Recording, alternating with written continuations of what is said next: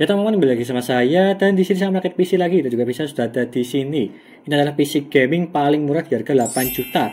Meskipun beberapa ada part-part yang second sih supaya lebih menghemat lah, dan juga di sini penampilannya yaitu RGB.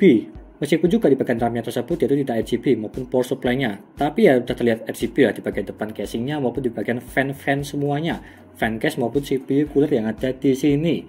Dan juga di sini part-partnya semua agak terlihat sepi, berbeda dari segi yang biasanya. Ya karena beberapa part-part yang ada di sini itu tanpa box, seperti contoh dari segi power supply-nya maupun dari segi prosesornya. Prosesor saya menggunakan yang serinya Tray supaya lebih murah lah, Core i5 Gen 10. Dan juga VGA yang ada di sini VGA second GTX 1660 Ti. Apakah worth it atau tidak di harganya di 8 juta? Ininya seperti itu. Sebelum saya jelaskan apa part-part yang ada di sini dan juga mereviewnya, jangan lupa klik subscribe dan notifikasi pojokan bawah tuh ya, tinggal diklik seperti itu. Lanjut yang pertama. Di sini saya menggunakan Core i5 Gen 10 10400F yang trade dengan harga sangat murah sekali sih, 1,7 juta untuk yang itu. Harga Core i5 yang Gen 10 itu turun sangat jauh, berbeda seperti yang Gen 11 maupun yang Gen 12. Gen 11 masih di 2,2 sampai 2,3 ya, tapi kalau yang Gen 10 1,7, sangat jauh sekali. Tapi masih rekomen karena 6 core 12 thread untuk gaming, live streaming, editing udah lebih dari cukup untuk yang ini. Tapi dia tuh tray ya, bukan box. Kalau yang box sekitar 1,9 sampai 2 juta untuk harganya. Garansinya juga aman 1 tahun dari segi pembeliannya. Tetapi kalau prosesor dia itu jarang rusak, jadinya aman sih kalau menurutku pribadi. Selanjutnya saya menggunakan buku yang ada di sini, ini adalah MSI H510M Pro dengan harga 1.175.000. Ini yang Pro ya, bukan yang A Pro. Kalau yang A Pro tersebut itu tidak support 3 pin RGB, tapi kalau yang Pro dia itu support 3 pin RGB. Tetapi di sini saya itu tidak memakai 3 pin RGB-nya, jadinya buat upgrade ke depannya lah untuk mengganti CPU cooler maupun yang lainnya. Kurang lebih seperti itu, menggunakan merek MSI H510M supaya lebih murah. Selanjutnya saya menggunakan RAM yang ada di sini, RAM yang sudah pernah saya review, RAM Cube Gaming dari 2x8GB, 16GB, 3200 mAh kecepatannya, 630.000 untuk harga sekarang. Harga yang dulu dia tuh turun, sekarang naik lagi, tapi cuma naik sedikit aja sih, tapi ya nggak masalah. Masih paling murah daripada merek yang lainnya untuk yang ini, yang warnanya hitam di bagian sini. Selanjutnya saya menggunakan SSD yang ada di sini, SSD Patriot Burst yang dimana dia tuh 960GB yang sudah saya tancapkan di bagian dalam sini, tidak kelihatan sih dari segi bagian belakangnya, tapi kalau yang ini sudah lebih dari cukup, hampir 1 tera lah. Bisa dibilang 1 tera lah kurang lebihnya seperti itu, 960GB. Ini juga sangat bagus sekali, udah ada SSD controllernya dengan harga agak mahal sedikit sih, 1.050.000. Tapi kalau ini yang merek lainnya silahkan cari aja yang harganya lebih murah. Yang merek lainnya di harga 800 sampai 900.000 itu lebih murah. Tapi kalau bisa ya mereknya Vegan Platinum, kalau juga MSI yang Spatium lah, itu sama-sama bagus sama yang ini. Kurang lebihnya seperti itu kalau ini lebih murah. Tapi kalau di sini saya memakai yang Patriot aja. Selanjutnya saya menggunakan ini VGA-nya GTX 1660 Ti. Ini second ya, second masih garansi 2 tahun plus lah. Tapi second yang tersebut itu second mining. Udah saya review di video sebelumnya ini, penjelasan mengenai VGA yang ada di sini. Ini saya beli dengan harga 2.350.000. Murah banget ya. Apalagi ini masih garansinya 2 tahun plus, cuma dipakai mining sekitar 4-5 bulan aja. Tapi dari segi performa maupun yang lainnya dia itu masih bagus setelah saya tes beberapa minggu lalu sampai sekarang lah. Jadinya ini aman, dual fan GB GTX 1660 Ti.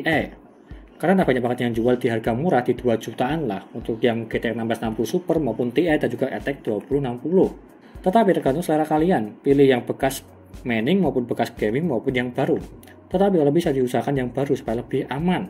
Selanjutnya di sini saya menggunakan CPU cooler yang ada di sini, PC Cooler X7 RGB yang ada di sini untuk gambarannya.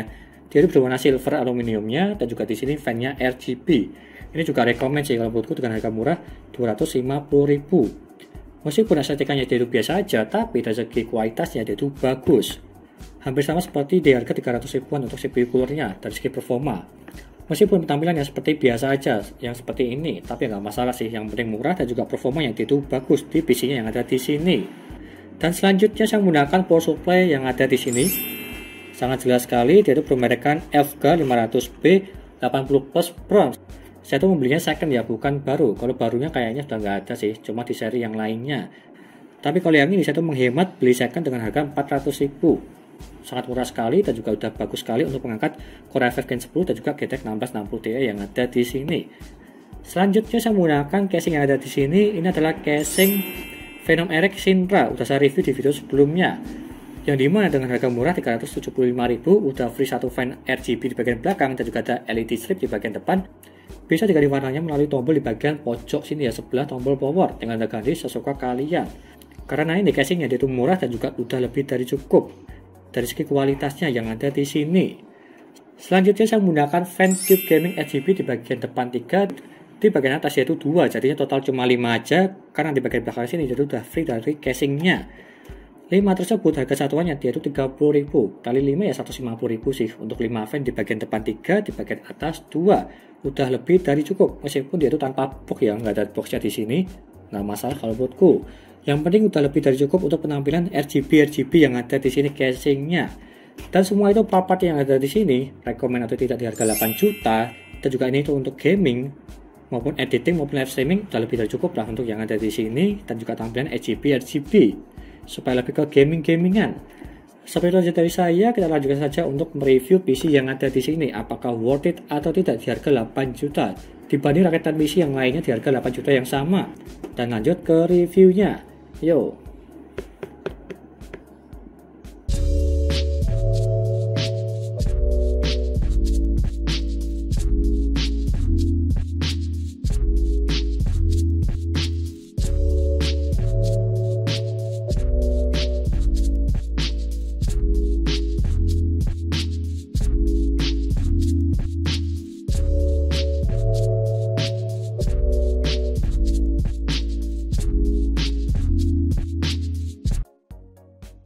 Lalu yang pertama dari segi pengujian booting Windows-nya, yang dimana saya menggunakan SSD Patriot Burst Elite. Dan kita tunggu aja seberapa cepat dia untuk booting Windows-nya.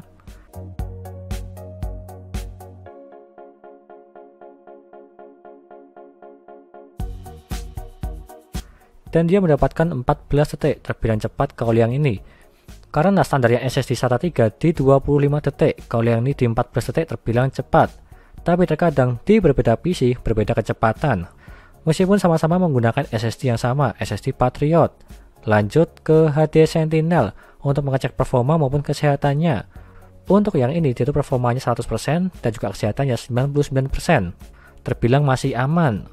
Dan juga suhunya 47 derajat. Terbilang panas untuk yang ini. Tetapi ini suhunya random, terkadang di 40, terkadang di 47 maupun sampai ke 60-an. Jadi skip aja dari segi suhunya. Lanjut ke Crystal Disk Mark untuk mengecek kecepatan dari segi SSD Patriot Burst Elite. Untuk membacanya dia itu mendapatkan 530 dan juga menulisnya 433. Dan jika kita bandingkan dari yang ada di websitenya dia itu up-to-nya 450/320. Kalau kita bandingkan dia itu melebihi semua dari segi membaca maupun menulisnya. Ini memang agak aneh sih karena dari segi kecepatan di datanya dia itu malah rendah banget. Berbeda seperti SSD pada umumnya. Biasanya di 500/450, tetapi ini malah di bawahnya semua. Jadi ya nggak masalah, yang penting dia itu kecepatannya bagus. Di atas 500 untuk membacanya dan juga menulisnya di atas 400. Lanjut ke HW monitor, yang dimana saya menggunakan PC Cooler X7 RGB untuk mendinginkan Core i5 Gen 10 10400F. Untuk minimalnya dia itu mendapatkan 33 derajat dan juga maksimalnya di 65 derajat.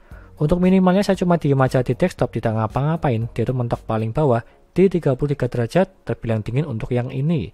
Dan juga maksimalnya saya tes di Cinebench R15 5 kali berturut-turut, dan dia mentok di 65 derajat, terbilang dingin juga untuk yang ini. Masih di bawah 70 derajat, yang dimana saya menggunakan PC Cooler X7 RGB. Intinya seperti itu. Lanjut ke Cinebench R15. Untuk OpenGL mendapatkan 136 fps, yang dimana saya menggunakan GTX 1660 Ti, dan juga CPU yang mendapatkan 1218 CP. Lanjut ke gamingnya, yang pertama GTA 5, settingan 1080p dan juga settingan very high, dia itu mendapatkan 149 fps di settingan rata kanan. Jadi semisal kalau di game GTA Roleplay dia itu masih sangat sanggup juga di settingan rata kanan. Apalagi kalau yang ini di GTA 5, seri benchmarknya dia itu masih di atas 100 fps, jadinya aman. Lanjut ke Forza Horizon 4, settingan 1080p dan juga settingan high, dia itu mendapatkan 109 fps. Kalau yang ini dia itu juga sama, masih aman banget di atas 100 fps di settingan rata kanan. di game Forza Horizon 4. Lanjut ke game Need for Speed Heat. Untuk settingan 1080p dan juga settingan high, dia itu mendapatkan 70 fps. Ini juga masih sama di settingan di high, dia masih aman di atas 60 fps. Kalau di settingan ultra ya kurang kuat lah. Tapi ini cukup di settingan high aja masih di atas 60 fps. Masih nyaman dimainkan. Lanjut ke PUBG Steam. Settingan 1080p dan juga settingan high, dia itu mendapatkan 165 fps. Untuk yang ini juga sama, masih sangat lancar sekali di settingan high. Kalau misal di settingan ultra, dia itu juga masih aman lah, di atas 100 fps lebih sedikit. Kalau enggak ya di sekitar 90 sampai 100 fps untuk yang ini. Di settingan rata kanan di ultra. Tetapi untuk settingan high, dia itu udah lebih dari cukup, di atas 100 fps. Lanjut ke Apex Legends. Settingan 1080p dan juga settingan high, dia itu mendapatkan 121 fps. Ini juga masih sangat nyaman juga di atas 100 fps. Kalau misal saya settingan ultra, dia tuh butuhnya 8 GB VRAM VGA-nya. Kalau yang ini VGA-nya cuma di 6 GB aja. Jadi ya saya setting aja ke settingan high supaya lebih lancar. Masih mendapatkan di atas 100 fps di game Apex Legends. Lanjut ke Dota 2. Settingan 1080p dan juga settingan high, dia tuh mendapatkan 115 fps. Kalau yang ini terbilang lancar karena gamenya tersebut terbilang ringan. Masih mendapatkan di atas 100 fps di settingan rata kanan di game Dota 2. Lanjut yang terakhir dari segi game Resident Evil 6. Settingan 1080p dan juga settingan high, dia tuh mendapatkan 145 fps. Kalau yang ini lebih cenderung di GPU-nya. GPU-nya menggunakan 1660 Ti, dia tuh mendapatkan rata-rata di 145 fps udah lebih dari cukup. Di settingan rata kanan di game Resident Evil 6. Lanjut ke render video, yang dimana saya menggunakan Adobe Premiere 2020. Video yang saya pakai tersebut di resolusi 1080p dengan durasi 9 menit 36 detik. Dan setelah saya render menggunakan GPU 1660 Ti, dia mendapatkan 2 menit 5 detik untuk hasilnya. Yang dimana videonya tersebut dia itu tidak ada efek-efek sama sekali. Jadi ya kosongan aja, tapi dia itu mendapatkan di 2 menit 5 detik. Lanjut ke pengujian dayanya. Untuk minimalnya dia itu mendapatkan 63 watt. Terbilang irit kalau yang ini masih di bawah 70 wattan lah.